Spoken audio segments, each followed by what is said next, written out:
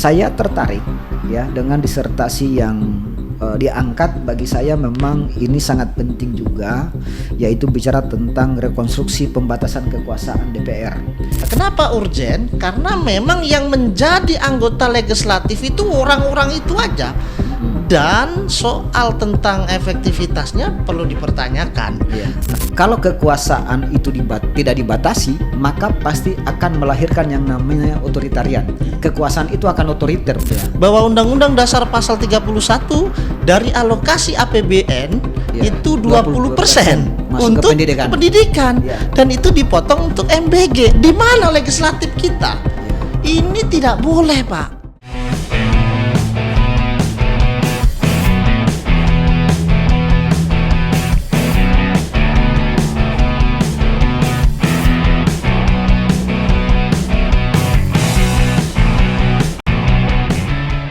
Baik, bismillahirrahmanirrahim. Assalamualaikum warahmatullahi wabarakatuh. Selamat siang, salam sejahtera bagi kita semua. Om Swastiastu, Namo Buddhaya, salam kebajikan, rahayu. Pertama, terima kasih kembali dan selamat bergabung kembali bersama saya Dr. Hamrin Esa MH MSihan dalam program Hamrin Speak Up sebagai bagian daripada Hamrin Channel. Di depan saya telah hadir ya sahabat saya yang sekian lama, kemudian saya kaget. Ternyata beliau sudah baru saja ujian promosi doktor di bidang hukum ketatanegaraan. Jadi saya bisa katakan sekarang adalah ahli ketatanegaraan dan itu baru lulus S3 di Universitas Jayabaya di Borobudur, di mana juga beliau merupakan cum laude. Jadi saya tertarik ya dengan disertasi yang diangkat. Bagi saya memang ini sangat penting juga, yaitu bicara tentang rekonstruksi pembatasan kekuasaan DPR. Jadi dia menginginkan adalah bagaimana kekuasaan DPR itu diharapkan bisa dibatasi guna memberikan keadilan bagi seluruh masyarakat Indonesia. Itu yang diharapkan dalam ketika saya membaca dari judul tersebut. Tapi yang lebih penting adalah mungkin saya berharap langsung kepada ahlinya saja, karena beliau yang melakukan riset. Beliau adalah Dr. Sugiarto SHMH. Karena beliau yang langsung melakukan penelitian langsung di lapangan, makanya saya ingin tertarik ya, saya ingin coba mendalami lebih jauh. Sebenarnya pertama selamat datang Sugi ya. Selamat datang sebagai ahli ketatanegaraan yang baru. Terima kasih. Pertama apa sih yang menjadi ataupun apa yang menjadi urgensi daripada penelitian yang Pak Dokter angkat? Karena bagi saya memang ini menarik sekali. Kenapa saya katakan menarik? Karena di pasal 7 Undang-Undang Dasar 1945 presiden itu dibatasi hanya bisa masa jabatannya 2 periode saja. Kalau dia terpilih kembali kan gitu. Artinya hanya jangka waktu 10 tahun. Tapi dalam Undang-Undang Dasar itu memang saya tidak menemukan salah satu klausul ataupun salah satu pasal yang membatasi terkait dengan masa jabatan DPR. Artinya kalau mereka menduduki di atas 10 tahun pun itu nggak ada masalah kan gitu. Karena tidak ada larangan dalam undang-undang. Jadi pertanyaan saya, apa yang menjadi urgensi daripada penelitian yang Pak Dokter angkat? Baik, jadi rekonstruksi periodisasi masa jabatan anggota legislatif itu adalah pembahasan yang sebetulnya cukup seksi sekali di Indonesia. Kenapa? Hal ini kemudian di situasi ini juga terjadi di DPR RI, itu pembahasan tentang rancangan undang-undang pemilu. Nah, saya pikir adalah ide gagasan hasil dari penelitian kami, untuk dalam menyelesaikan program doktor itu menjadi ide dan masukan untuk para legislatif kita yang sedang membahas undang-undang pemilu itu. Nah, saya melihat dalam konteks rekonstruksi periodisasi masa jabatan anggota legislatif itu secara desain. Desain ketatanegaraan kita ini bahwa tidak ada satupun norma hukum yang mengatakan bahwa jabatan anggota legislatif itu dibatasi. Nah, yang ada hanya eksekutif dibatasi, baik presiden, gubernur sampai bupati wali kota. Bahkan kepala desa pun juga dibatasi Nah, hal ini kemudian tidak terjadi di legislatif. Nah, itu desain ketatanegaraan kita secara normatif hukum. Nah, the solemnnya adalah bagaimana ini harus kita rekonstruksi ulang terhadap ketatanegaraan kita di soal pembatasan periodisasi masa jabatan anggota legislatif. Kenapa? Karena ini urgen sekali, Pak. Iya, benar-benar. Nah, kenapa urgen? Karena memang yang menjadi anggota legislatif itu orang-orang itu aja. Dan soal tentang efektivitasnya perlu dipertanyakan. Nah, urgen kita adalah bagaimana di situasi bahkan masyarakat itu beberapa waktu lalu menghendaki pembubaran anggota legislatif. DPR RI itu suruh dibubarkan, kan bahaya. Hampir semua kemarahannya itu tertuju pada anggota-anggota legislatif yang dianggap tidak pro terhadap rakyat. Dijarah lah, pokoknya dihabisin lah melalui gerakan-gerakan aksi demonstrasi. Nah, jangan DPR ini dibubarkan karena kita butuh negara konstitusi ini. Nah, tapi jalan tengah urgensinya adalah harus dibatasi masa periodisasinya. Kenapa? Karena itu kan jabatan yang dipilih oleh rakyat. Baik. Menurut Pak Doktor, dari hasil penelitian yang Pak Doktor angkat, sejauh mana sih efektivitas ya ketika masa jabatan daripada legislatif ini dibatasi? Kira-kira sejauh mana hasil temuan yang didapatkan? Jadi hasil riset saya dalam menyelesaikan program doktor terkait dengan disertasi saya ini adalah dua. Efektivitas dilihat dari secara kelembagaan. Bayangkan bagaimana nasib rakyat di mana satu aturan itu didominasi hampir kebanyakan itu anggota legislatif yang koalisi dengan pemerintahan. Bagaimana program-program kerakyatan? Bagaimana program keberpihakan terhadap masyarakat? Kenapa? Karena kita melihat gelagatnya, saya melihat bahwa banyak program-program pemerintah tuh yang kontroversial di mata masyarakat. Contohnya, nah sekarang saya lihat bahwa dalam penentuan keputusan Undang-Undang APBN terkait dengan alokasi dana pendidikan untuk MBG 223 triliun sampai 226 triliun. Nah, ini seharusnya tidak boleh. Kenapa? Di situ konstitusi mengatakan tegas bahwa Undang-Undang Dasar pasal 31 dari alokasi APBN itu 20% untuk pendidikan. Dan itu dipotong untuk MBG. Di mana legislatif kita? Ini tidak boleh, Pak. Kenapa? Berarti fungsi pengawasannya di sini tidak efektif, lemah sekali, tidak berjalan. Kenapa? Karena ini istilah konstitusi adalah mandatory spending. Mandatory spending itulah mandat konstitusi yang tidak boleh dirubah, tidak boleh diganggu. Kenapa? Karena namanya misi pendidikan dengan misi MBG itu beda misi, Pak. Kalau MBG itu misinya adalah penanganan stunting, gizi buruk. Kalau pendidikan itu fungsinya mencerdaskan kehidupan bangsa. Itu tujuannya.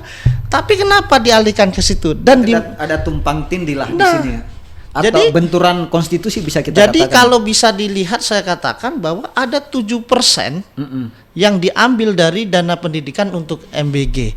Nah, di situ tidak ada yang satupun anggota legislatif berteriak lantang. Hanya beberapa lah yang kita lihat ada beberapa. Nah, itulah lemahnya tidak efektif karena koalisi pemerintahan di dalam kelembagaan anggota dewan itu cukuplah didominasi oleh pemerintahan. Tapi memang saya melihat ini menarik sekali sebenarnya ketika rekonstruksi masa jabatan ini, karena memang di dalam Undang-Undang Dasar itu clear sebenarnya tidak ada pembatasan masa jabatan legislatif. Sebenarnya di situ bukan saja DPR, baik itu juga DPD maupun DPRD kabupaten kota sebenarnya maupun provinsi kan tidak dibatasi itu semua masa jabatannya, sehingga dampaknya adalah tidak ada regenerasi. Bahkan saya bisa katakan itu bisa berdampak pada nepotisme juga. Kenapa saya katakan nepotisme? Mungkin sistem kekeluargaan nanti. Jadi kalau dia sudah menjabat sekian puluh tahun, 20 tahun, 30 tahun, mungkin kepada keluarganya akan turun jabatan tersebut. Bisa saja. Karena kekuatan daripada ekonomi kan gitu. Ya mohon maaf, mungkin bisa saja seperti ini. Kalau dari disertasi yang Pak Doktor lihat, apa dampak daripada ketika menghasilkan yang namanya tanpa ada pembatasan tadi. Apa ya yang ditemukan sebenarnya, Pak Dampak Dokter? Yang paling sistemik adalah tidak memberikan kesempatan kepada generasi penerus bangsa yang memiliki kemampuan intelektualitas dan gerakan yang luar biasa di masyarakat. Kenapa? Biasanya dia terganjal karena dia tidak punya kekuatan ekonomi. Yang kedua, memang sudah terkondisikan semua oleh legislatif, semua menggunakan dana negara, misalkan ada reses, ada pokir. Nah, itu semua kalau tidak dibatasi bagaimana? Dia selalu jadi. Dia secara ekonomi dia sudah matang lagi. Padahal secara SDM kita perlu tanyakan bagaimana kualitas SDM dia, bagaimana jumlah anggota DPR yang mengambil fakultas hukum misalnya. Ini kan penting. Berarti program legislasi. Saya setuju sekali. Kalau memang saya melihat dari teorinya Karl Marx sebenarnya sudah mengatakan juga. Jadi kalau kekuasaan itu tidak dibatasi, maka pasti akan melahirkan yang namanya otoritarian. Kekuasaan itu akan otoriter, bahkan juga adalah bisa berdampak kepada itu dia kemampuan secara ekonomi akan kelihatan tuh kelas-kelas pada akhirnya kan bagaimana Karl Marx itu membeda ada kelas-kelas sosial itu. Jadi kalau kekuasaan semakin lama, maka dia akan semakin otoritarian tuh. Nah, yang menjadi pertanyaan saya adalah kira-kira dari riset yang Pak Dokter lihat ya, ada nggak grand design baru ya, atau karena kan rekonstruksi nih, bagaimana grand design yang dibangun agar pembatasan ini itu bisa efektif dan juga kan kita melihat kalau tidak dibatasi kayak tadi Pak Dokter bilang. Pertama, karena kekuasaan di parlemen itu dikuasai oleh pemerintahan dalam artian ya partai berkuasa misalnya terlalu dominan sehingga fungsi pengawasan pun tidak berjalan, kan gitu kan? Nah, dari penelitian, jadi kalau dibatasi apakah bisa berdampak nggak dari fungsi pengawasan tadi misalnya? Iya, sangat sekali ya. Pertama, idealnya anggota legislatif itu harus dibatasi. Tidak hanya memberikan kesempatan pada generasi anak bangsa, tetapi juga dilihat dari semangat konstitusi pasca reformasi, bahwa yang namanya dipilih oleh rakyat, yang jabatan publik, yang mandat dari rakyat itu harus dibatasi. Kalau itu sih. Nah, kenapa luput gitu loh? Benar. Kalau kita sepakat Indonesia ini menggagas bersama-sama menempatkan para ahli hukum tata negara Indonesia sebagai negara yang menganut konstitusi. Memang kalau di dalam saya setuju Pak Dokter. Atau bagaimana pendapat ini? Ya memang setuju Pak Dokter. Karena memang di pasal 1 ayat 3 itu kan clear negara kita adalah negara hukum. Ketika bicara negara hukum, maka adalah semua kekuasaan apapun yang hadir itu harus dibatasi.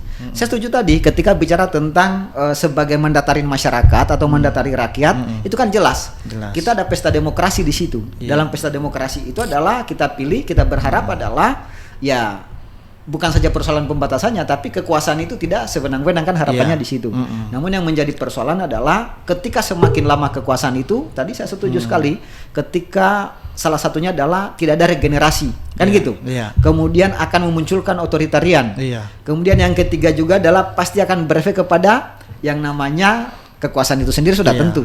Makanya yang diharapkan adalah bagaimana ini bisa dibatasi secara konstitusi, karena memang dalam teori konstitusionalisme jelas bahwa kita negara hukum itu tidak ada masa jabatan yang langgeng sebenarnya. Tapi yang menjadi pertanyaan tadi adalah, makanya saya menarik sekali disertasi Pak Dokter. Ternyata harus dibatasi di kekuasaan. Makanya kan menurut saya bahwa ini gagasan penelitian ini, hasil penelitian ini supaya didengarkan oleh para pembuat legislasi, pembuat undang-undang yang hari ini ada 3 pintu masuknya. Melalui undang-undang pemilu, melalui undang-undang partai politik, dan melalui undang-undang dasar 1945. Berarti harus amandemen. Kalau ini ada kesempatan di undang-undang pemilu yang sedang digarap, kenapa tidak kita lewat situ? Nah, makanya upaya secara akademik dan secara riset ini semoga bisa menjadi masukan referensi terhadap diskusi kita hari ini sebagai suara-suara yang lahir dari akademik, dari penelitian yang objektif secara akademik. Kenapa? Karena ini betul-betul urgensi sekali, Pak. Baik. Terima kasih banyak Pak Dokter ya. Ya. Jadi saya rasa ini bagus sekali. Kita sarankan adalah pada dasarnya kepada pemangku kebijakan, baik itu eksekutif maupun legislatif, sebagai yang punya kewenangan dalam pembuatan undang-undang, kita menginginkan supaya ada pembatasan masa jabatan di tingkatan legislatif, bukan saja pada DPR, DPRD ataupun DPD itu sendiri, tapi semua yang memiliki jabatan kedudukan kekuasaan yang tinggi itu kita harapkan adalah dibatasi kekuasaannya. Apa yang menjadi harapannya adalah pertama supaya ada, tadi hasil penelitiannya ternyata ditemukan supaya ada regenerasi. Yang kedua supaya tidak otoriter tuh kekuasaan. Artinya apa di sini? Yang ditakutkan adalah semakin lama maka dia juga akan tidak ada regenerasi yang terbaik ke depan. Oke, oleh karena itu terima kasih banyak Pak Dr. Sugiarto SMH. Semoga apa yang disampaikan ini bisa menarik perhatian dan juga bisa bermanfaat dan bisa menjadikan solusi kepada pemangku kepentingan untuk diambil ataupun dijadikan masukan dan saran dalam pembuatan sebuah legislasi. Jadi terima kasih banyak. Saya akhiri dengan billahi taufiq wal hidayah. Assalamualaikum warahmatullahi wabarakatuh. Waalaikumsalam warahmatullahi wabarakatuh.